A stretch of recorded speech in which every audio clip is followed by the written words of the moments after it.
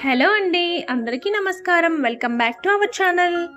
ఈరోజు మన వీడియోలో అన్నం మిగిలిపోతే ఏం చేయాలా అని ఆలోచించేందుకు బదులుగా ఇలా దోశ ప్రిపేర్ చేసుకొని తినేసేయండి. చాలా బాగుంటాయి టేస్ట్.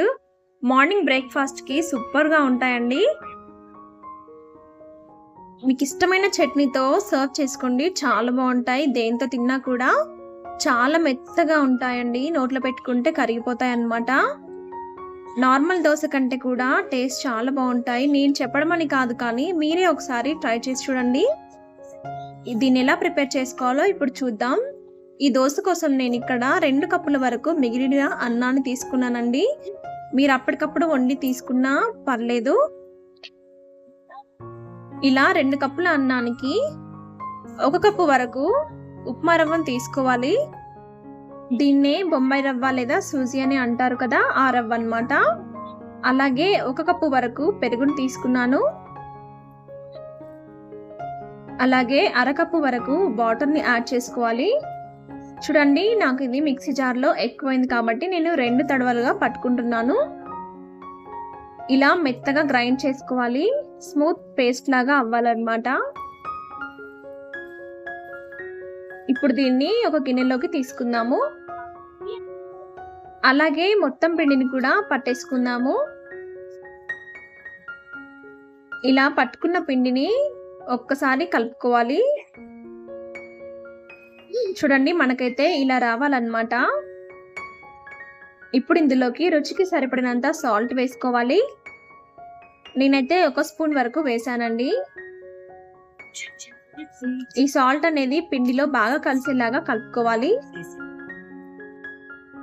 చూడండి, ఇలా కలుపుకున్న పిండిలోకి ఇప్పుడు మనం చిటికెడంతా సోడా సాల్ట్ వేసుకోవాలి. వంట సోడా ఉంటుంది కదా, అదనమాట. మీకు నచ్చితే వేసుకోండి, వేసుకోకపోయినా పర్వాలేదు. ఇది వేయడం వల్ల మన దోశ అనేది ఇంకా సాఫ్ట్గా వస్తుందండి. ఇది కూడా పిండిలో బాగా కలిసే విధంగా ఇలా కలుపుకోవాలి. చూడండి, మనకి కన్సిస్టెన్సీ అనేది ఈ విధంగా రావాలి. ఇలా వచ్చినట్లయితే మనకి దోశలు పర్ఫెక్ట్ గా వస్తాయి.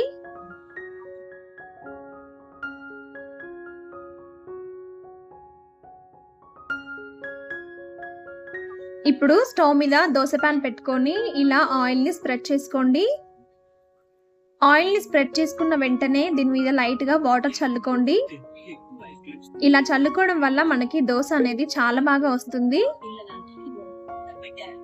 చూడండి, ఇప్పుడు ఒక గరిటె తీసుకొని దోశని ఇలా స్ప్రెడ్ చేసుకోండి. చాలా పర్ఫెక్ట్ గా వస్తాయండి ఈ దోశలు.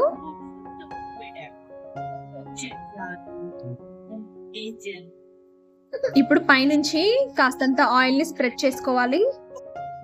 మీరు గనక దోశ ఫ్యాన్ అయితే మాత్రం ఈ దోశని కంపల్సరిగా ట్రై చేయండి. ఇంకా పెద్ద ఫ్యాన్ అయిపోతారనమాట, అంత బాగుంటాయి. ఇంతగానం బాగుంటాయి అని అంటున్నా, కానీ ఎలా ఉంటాయో ఏమో అని డౌట్గా ఉందా? అయితే మీరు పక్కాగా ట్రై చేయాల్సిందే.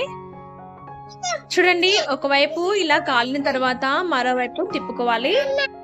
మరోవైపు కూడా కాలిన తర్వాత ప్లేట్లోకి తీసేసుకోవడమే, అంతే. ఎంతో టేస్టీగా ఉండే దోశ రెడీ అండి. ఒక్కసారి ట్రై చేసి ఎలా వచ్చిందో నాకు కామెంట్ చేయండి. నచ్చితే లైక్ చేయండి, షేర్ చేయండి.